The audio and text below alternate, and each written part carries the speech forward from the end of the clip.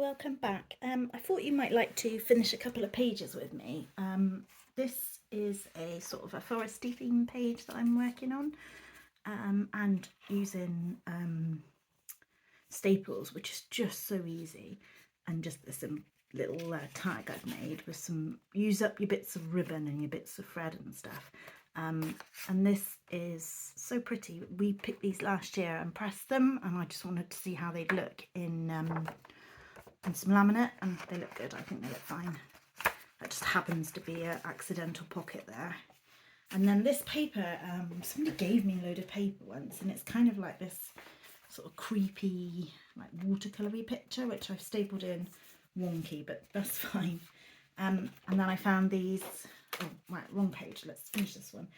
So I've got a couple of these die cuts I've just made out, which I'm just going to stick down here in the corner, making sure you can see that.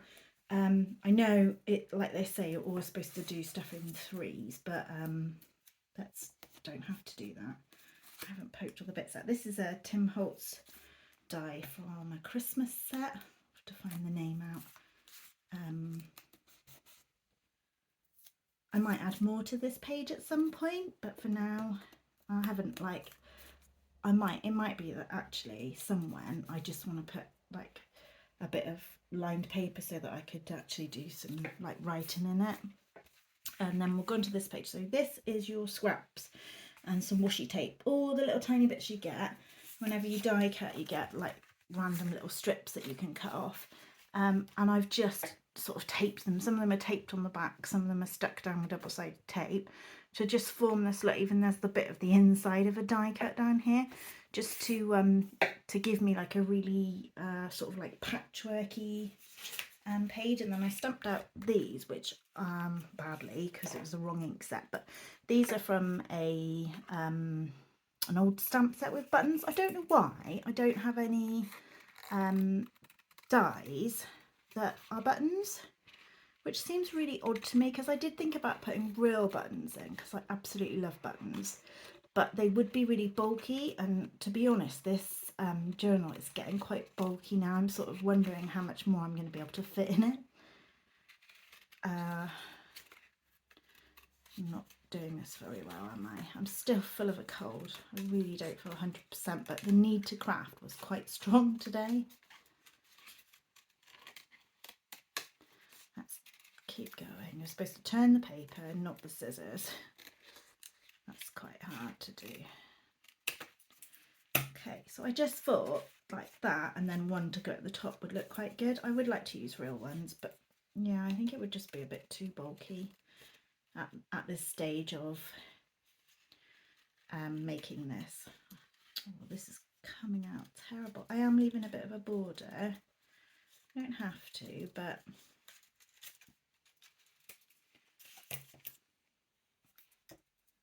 and then I thought, yeah, I was looking through my dies, because that's the whole point with this, is to try and like use the things you have, go back through dies you have. And then I found a whole load of stamps I forgot I had. No idea where I got them from. Let's just neaten that slightly. And they were like, there's a globe, and they would have been really good when I went back and did, which page is it? When I did this page, they would have worked. Not that this page doesn't have loads on it, but they would work really well with this. I still have loads of this paper, so I'm sure it'll get a use another time. It's the sort of thing that I think, why did I buy that? I can't really see why I would have bought that. I've got sticky on my finger. So I cut out these, which were like, I think they're meant to be like flower squiggles. They're an old Sizzix die, and I just wondered if I hole punched in the middle, they might look like buttons. Just wanted to try that. You have to excuse my nail polish. I don't have time to craft and do my nails. They need to be smaller, don't they? Oh, it's just something I wanted to try. Didn't mean to throw it on the floor. So yeah, so then let's stick that one down. And then this happened to say needles and thread on the chapter, which just made me sort of like go, oh, what have I got? I do have more craft stamps, because I like crafting, so I guess that's what appealed to me. I think that's what it is with your dies, unless you're buying a die or a stamp for someone specific, you know, somebody loves elephants or something. You tend to buy things you like, which is what makes journaling so good. I can use the products I bought that I like because they mean something to me, rather than making a card for someone where you've got to try and match the card to the person. So yeah, I think that's fine. I may add some words or something to it at some point. My wonky, do more of what makes you happy. But I'm quite pleased with that. And that one so far is just a touch. Now before we go, let's just move that out of the way. And I have this old fabric here that I want to stamp onto,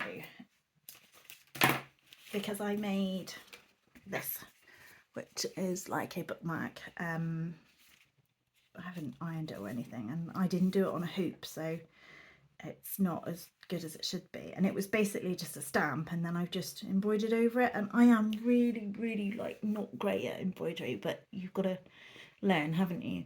So that is my mission, to try and learn, improve my skills a little bit at a time. So what I thought I'd do, I wanted to do a witch one, but I only have a tiny witch, and it's way too small. But I do have a really nice mushroom stamp, which I'm going to use. I can't remember, I think this is a Stampin' Up. Yes, it's a Stampin' Up one. Now this ink, this is not the best ink, it's running out. I've got two, and I don't know why I didn't throw the running out one away. I think because it's running out and not completely gone.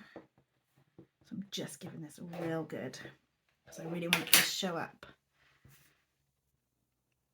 Put it in the middle. I'm going to hold that down for a minute. Bit of pressure on it. Hope it comes up. And then I've got a, yes, perfect, that'll do. Brilliant. And I'm going to have a go at embroidering onto that. This bit's going to be hard, but I'm going to have a go. I should have got my Big Shot out and cut a shape out of it, you know, even if it was just a nice neat square. I didn't, but we'll see. Maybe I'll do that after. I'm not sure how well this fabric will cut. It should cut.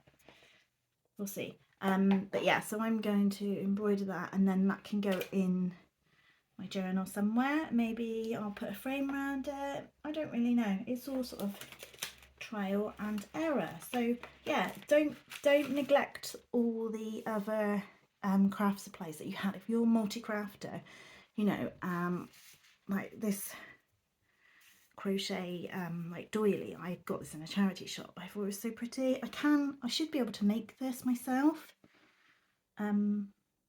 or at least I should be able to make, I'm just trying to look at the stitches to see what they are. At least I should be able to make some doilies. I've made some doilies in the past, but there's no reason why, if they're not thin enough, they could go inside or on the front of a journal. You know, I want you to use your skills.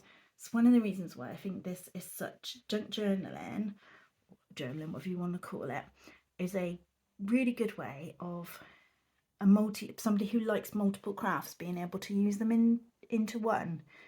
You're not limited by what materials, what you know, skills you put into it, really, as long as you can get it reasonably flat, or it goes on the front cover if not. But yeah, so thank you for joining me. Don't forget to subscribe, and I'll be back again soon. Bye.